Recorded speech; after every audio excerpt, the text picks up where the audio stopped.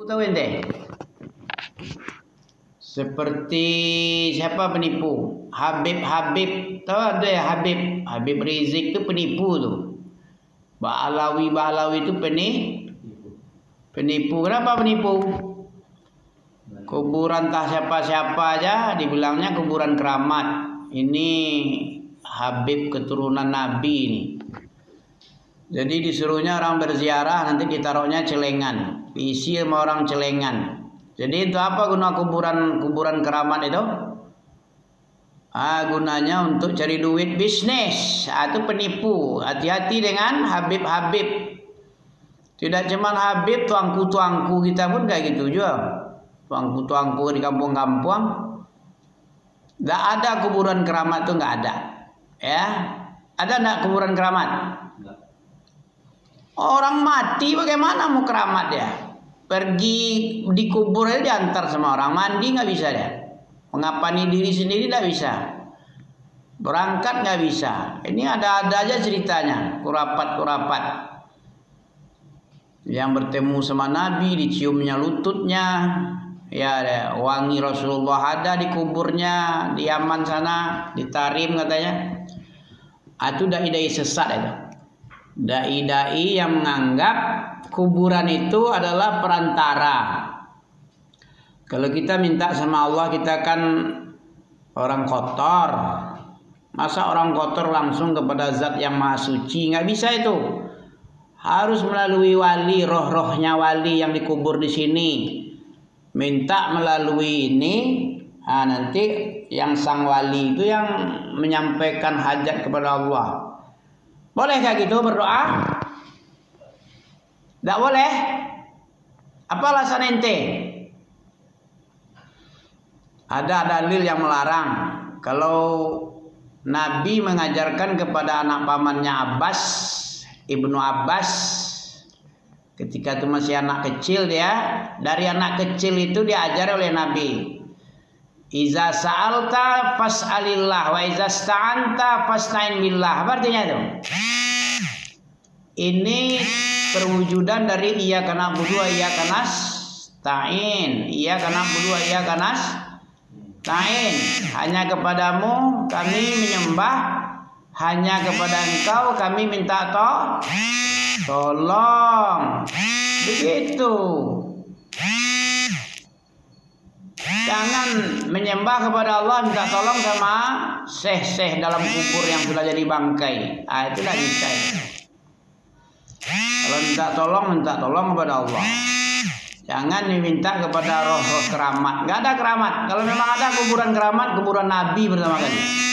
Buktinya Nabi tidak ada diperintahkan oleh Nabi untuk meminta kepadaku kalau aku sudah mati datang ke kuburku, nanti kamu minta apapun yang kau minta. Gitu. Tidak boleh ini. As'alullah al-karim. Ini beliau membuka. Ini kitab Muhammad Abdul Wahab ini.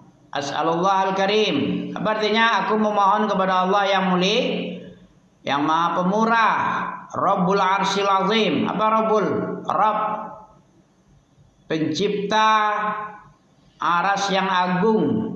Allah itu supaya antum agungkan, hendaknya antum bilang pencipta aras. Makhluk Allah terbesar itu aras. Di aras itulah singgasana Allah yang maha besar, itu di aras. Tidak sembarang tempat dah, tidak di mana-mana aras Allah itu dah. Di mana-mana masuk septic tank nanti. Tete kan? Kalau di mana-mana septic tank kan di mana-mana dia kan? Kandang kuda di mana-mana, lembah di mana-mana. Mungkinkah Allah layak tidak Allah di tempat-tempat kotor itu? Tempat-tempat rendah. Sesuai dengan keagungan Allah, Allah itu punya aras, Allah punya singgasana di situ. Bukan berarti kita mengatakan Allah kecil, Allah di mana-mana itu berarti besar. Enggak, penghinaan namanya itu. Kalau ada orang bilang Allah maujud bila makan, itu otak sinting.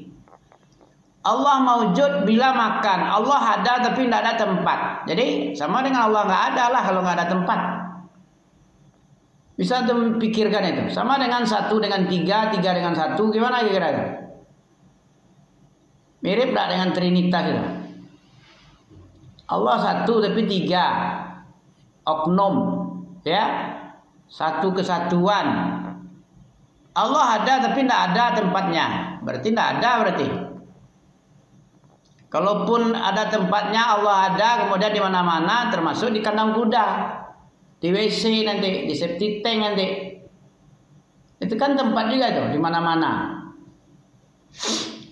Tidak layak buat keagungan Allah kalau Allah dibilang di mana-mana.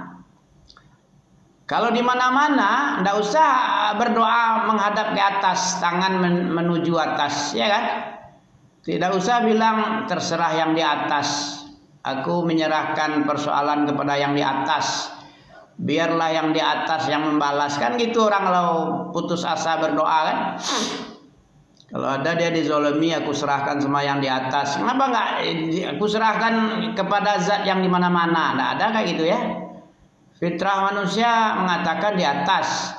Tapi ada dai sesat walaupun doktor dia, tapi otaknya payah diikuti itu. Enggak bisa kita memahami Allah maujud bila makan. Bukan dari Islam mengajarkan. Allah itu fi arash. Summastawa alal arsh, ar-Rahman alal arsh istawa. Itu baru benar ya, sesuai dengan kelayaannya. Kalau memang Allah di mana-mana, ngapain Allah ke mi'raj ke langit? Bisa ente memahami itu? Sampai sekarang Allah kemana-mana lah, tidak selesai-selesai mi'raj itu. Nggak ada tujuannya kemana-mana aja. Malewa jaya aja lah dia Nabi. Malewa atau melewa, kemana-mana aja dia. Bentar naik ke kiri, ke kanan, ke depan, ke belakang, ke atas, ke bawah, kan di mana-mana itu. Ya tak? Paham ente sampai sini? Seandainya Allah ada di mana-mana, nggak perlu mi'raj, nggak perlu Isra Mi'raj. Sekarang apa sekarang nih? Maulid ya? Nggak perlu nanti Isra Mi'raj. Allah dibilang Allah ke atas. Ngapain Allah ke atas? Kalau ada di mana-mana, ngapain ke atas? Capek, tinggi kan? Baguslah yang rendah aja, pergi ke lembah kek. Ini cara-cara ahlu bidah yang bukan pakai dalil bicaranya, tapi pakai dengkul. Tahu antum dengkul? Lutut. Begitulah. Saya memohon meminta kepada Allah yang Maha. Ini doanya. Doa Syekh Muhammad bin Abdul Wahab sebelum membongkar kebatilan-kebatilan, sebenarnya batil tapi dibungkus dengan kebenaran. Itu namanya Qawaidul Arba. Ini adalah berfungsi membongkar kebatilan orang-orang yang menipu, yang sesuatu syirik tapi karena dibungkusnya dengan dalil seolah-olah nggak syirik lagi. Bagaimana caranya? Kayak setan lah. Tahu tuh setan, talbis iblis, tipuan iblis. Dia untuk menipu Nabi Adam, dia akan terusir. Dia bikin pula cara bagaimana Nabi Adam ini dimurkai oleh Allah seperti dia. Bagaimana Nabi Adam ini diusir pula oleh Allah seperti dia kena usir. Karena gara-gara dia aku terusir. Aku bikin pula dia terusir. Supaya bagaimana caranya? Bikin Nabi Adam durhaka kepada perintah dan larangan. Sekarang Allah melarang jangan dekati pohon. Dibikin talbis oleh iblis. Iblis itu suka untuk menggelincirkan. Tidak sampai di situ aja. Kalau Nabi Adam itulah supaya keluar dari sorga. Bagaimana caranya? Kalau umat manusia dari tauhid supaya syirik, bagaimana caranya? Supaya syirik itu caranya suruh dia beribadah kepada Allah, beribadah pula kepada kuburan keramat, meminta kepada keramat. Ya tuan guru ini, tuan guru itu, menyembelih di situ, bernazar di situ. Itu kerjaan orang-orang penipu itu. Tujuannya apa? Apa tujuan tadi? Orang penipu-penipu, tuan-tuan guru kayak Habib-Habib itu apa? Tujuannya? Base cuan. Tahu itu cuan? Apa cuannya itu? Dibikin kuburan keramat kayak meja itu kuburan nih. Yang sampai yang tuh bikin aja itu, bikin kayak kuburan. Nanti taruh celengan. Bikin cerita-cerita bohong. Ini yang berkubur di sini wali ini. Dia bisa menurunkan hujan, bisa mengabulkan doa nih. Kalau meminta kepada Allah melalui dia, cepat dikabulkan Allah itu. Itu namanya tipuan Boleh seperti itu. Kenapa berdoa nggak boleh kepada selain Allah? Apa sebabnya? Coba. Fala tad'u ma'allahi ahada, surat Jin itu. Innal wa annahu masajidah. Apa bunyinya? Wa anna masajida lillahi fala tad'u ma'allahi Apa artinya itu? Wa annal masajid, bahwasanya masjid-masjid adalah milik. Masjid itu ada dua tafsirnya Yung. Apa itu? Masjid itu tempat sujud satu, yang kedua anggota-anggota sujud. Berapa anggota sujud? Anggota sujud berapa? Nggak tahu juga. 7. Apa saja? Apa lagi? Itu sama itu, satu cuman itu. Wajah itu satu. Termasuk kening, hidung, tangan 2, 3, ya kan? Lutut 2. Tumit, apa namanya, kaki ini, jari-jari kaki juga anggota sujud, lutut anggota sujud, telapak tangan anggota sujud, muka anggota sujud. Berapa tuh? Maka disebut masajid. Masajid itu artinya apa? Seluruh anggota sujud. Apalagi jamak dari masjid? Masajid juga. Masjid-masjid, anggota-anggota sujud itu milik Allah, kepada Allah semua itu yang boleh. Tidak boleh kepada selain Allah. Kalau peribadahan itu untuk Allah saja. Waalaikumsalam. Oke. Kalau mau beribadah itu untuk Allah saja. Apa saja ibadah? Apa yang disebut ibadah? Santu untuk. Ibadah itu apa? Sholat aja, rukuk, sujud aja, puasa, haji, baca Quran, belajar, apa lagi? Banyak ya. Nah, coba kamu simpulkan. Banyak itu, bisa ribuan dia itu. Kita ngomong sedikit pendek tapi termasuk seluruhnya. Ibadah apa? Ismun jami'. Apa arti ismun jami'? Satu nama, sebuah nama. It is a name, ya. Sebuah nama apa? Is name, the name. Sebuah nama ibadah itu ibadah itu untuk sebuah nama untuk likulli, untuk seluruh ma yuhibbuhullah, apa saja yang dicintai oleh Allah itu ibadah itu. Antum sebut aja apa saja yang cintai. Berbakti sama orang tua itu cintai itu. Mengasih makan kayak ini, Amin dikasih makan ini, kan ibadah ini. Antum kira ngasih sedekah walaupun sepotong korma juga ibadah. Jadi jangan antum kira ibadah itu cuman rukuk, sujud, sholat, sedekah, ke masjid, ya, membangun masjid, bukan itu aja ibadah. Puasa, setiap apa saja yang dicinta. Coba antum ulang lagi. Ismun jami', likul 5, bagi tiap-tiap apa saja. Ibadah itu bagi tiap-tiap apa saja, sebuah nama, bagi untuk setiap apa saja. Yuhibbuhullah, Allah cinta kepada tiap-tiap itu, apa saja yang dicintai oleh Allah. Wa yardah, diridhoi, cinta dan ridho Allah terhadap sesuatu perbuatan. Tidak cuma perbuatan, perkataan pun juga. Likulli ma yuhibbuhullah wa yardah Terus minal aqwal, baik dalam bentuk perkataan. Wal af'al, baik dalam bentuk apa? Tadi udah perkataan. Apa lagi? Perbuatan. Tidak cuma omon-omon, tapi perbuatan juga, seperti jihad fisabilillah. Jihad fisabilillah, menolong orang tua, itu ibadah itu. Menolong orang yang terlantar, menolong orang yang dizolimi orang, dibantu supaya dia jangan sampai dizolimi habis sampai mati. Jangan, ditolong, itu ibadah itu. Antum kira ibadah rukuk sujud aja, itu sedikit kali itu.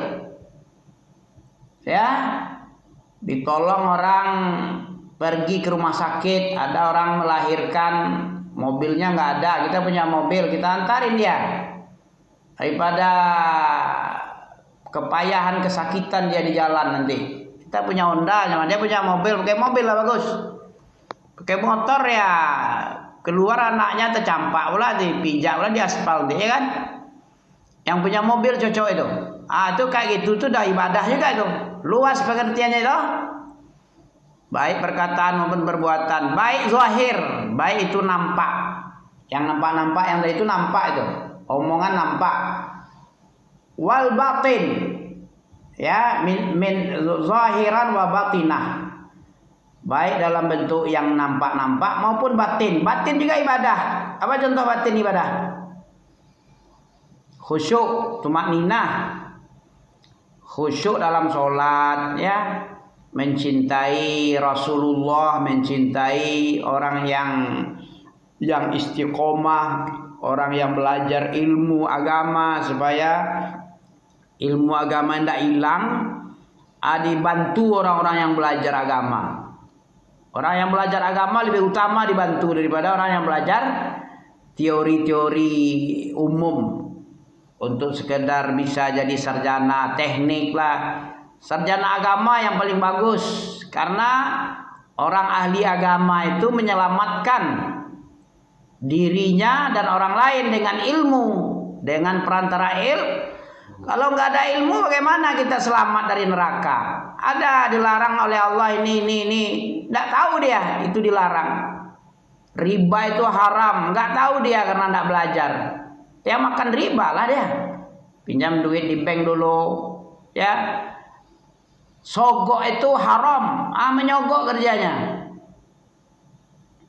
Berarti dia melakukan kemaksiatan itu, menyogok al-rashi wal murtashi finnar kata Allah.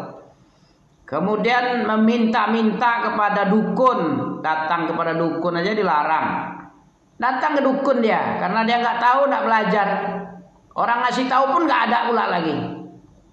Dah pada mati yang banyak. Orang belajar nggak mau. Jadi membantu orang supaya belajar itu ibadah besar itu. Karena belajar ilmu agama itu dicintai oleh Allah. Kalau sesuatu yang dicintai itu ibadah itu. Ibadah itu ismun jami'un likulli ma yuhibbuhullah wa yardah. Minal aqwal wal af'al al-zahirah wa batinah. Coba antum ulang lagi. Pendek kan? Pendek tapi besar. Banyak itu. Apa saja. Apapun yang dicintai oleh Allah. Yang diperintah Allah itu berarti dicintai oleh Allah. Dikerjakan dicintai Allah gitu. Berapa banyaknya yang dicintai oleh Allah? Tinggal belajar aja lah antum. Belajar Quran, belajar sunnah itu tahu itu. Tapi tidak pernah belajar, apa yang tahu? Tempe lah dia. Nggak selesai ilmunya. Nggak masak. Orang yang kalau nggak tahu banyak bodohnya. Orang yang tahu baru bisa beramal. Orang yang tahu aja belum tentu bisa beramal. Bagaimana orang yang nggak tahu? Masuk akal nggak semantil? Ada orang jalan di tempat gelap. Orang yang di tempat terang aja jalan kadang-kadang masih tersandung dia. Bagaimana kalau tempat gelap, nggak ada cahaya sedikit pun? Lebih berbahaya lagi daripada orang yang jelas-jelas saja siang hari lagi kadang jatuh dia tersandung bersama kerikil kecil pula lagi, bukan kerikil besar. Itu orang yang nengok, yang nampak, yang bercahaya, ada ilmunya, masih tersalah dia. Ini dia tidak ada ilmu, belajar pun tidak. Bagaimana dia mau selamat dari neraka, dari larangan dan perintah Allah? Dari mana dia tahu? Dari Hongkong, dari jin tidak mungkin. Jin itu menyesatkan yang bisa dia. Faham intinya? Ya, aku mohon kepada Allah, Tuhan yang pemurah, banyak pemurahnya, diciptakannya seluruh alam untuk kepentingan kita nih. Tidaklah aku ciptakan seluruhnya itu kecuali agar manusia beribadah kepadaku, dan yang semua itu sebagai penunjangnya, penunjang ibadah. Jangan sesat antum ya. Apapun yang dibikin oleh Allah, matahari, bulan, bintang, bumi, subur, menumbuhkan tumbuh-tumbuhan, menurunkan air, itu gunanya untuk menunjang peribadahan. Karena Allah bilang, wa ma khalaqtul jinna wal insa illa liya'buduni. Apa artinya tuh? Surah apa itu? Surah Az-Zariyat 50 ya. Tidaklah aku ciptakan manusia dan jin. Nah, jadi penciptaan manusia dan jin ini tidak lain illa liya'budun, illa liwahidun. Tidak lain gunanya adalah untuk beribadah, ibadah dengan tauhid. Ini iblis tahu nih. Makanya ada talbis iblis, namanya subuhat, pengkaburan. Allah melarang syirik kan? An ya'budullah wa la tusyriku bihi syai'. Wa qadara rabbuka alla ta'budu illa iyyah. Satu lagi apa? An ya'budullah wa jtanibut taghut. Hendaklah kamu beribadah, jangan menyekutukan Allah. Allah tahu, ini ada yang dilarang manusia nih. Ada perintah beribadah, tapi ada juga larangan di situ. Ada perintah untuk bersatu, tapi ada juga dilarang di situ. Dilarang-larang ini lagu lama iblis ini. Nabi Adam disuruh tinggal di surga, menikmati seluruh nikmat yang ada di sini, kesenangan. Tapi ada yang dilarang. Di tempat yang dilarang ini iblis punya nih, bagian iblis ini. Iblis punya kepandaian dia. Bagaimana yang dilarang-larang oleh Allah ini dilabrak oleh manusia. Kalau dilabrak tentu Allah marah. Dan itulah tujuan iblis, supaya Allah marah kepada makhluk bernama Nabi Adam dan keturunan. Kalau sudah dimurkai oleh Allah seperti dia, ya masuk neraka, berteman dia. Supaya azab itu bukan untuk dia aja, tapi dibagi-bagi. Azab untuk manusia Adam, anak keturunan Adam. Udah, Nabi Adam bersalah, dia bertaubat, dia diterima oleh Allah taubatnya. Ada orang yang tidak mau bertaubat, malah kekeh dia dalam kesalahannya. Sudah salah, malah tidak mau taubat, malah merasa benar pula di depan Allah. Iblis itu kayak gitu dia. Tahu tentang sifat iblis? Sifat iblis disuruh, tidak mau dia disuruh. Usjudu li Adam.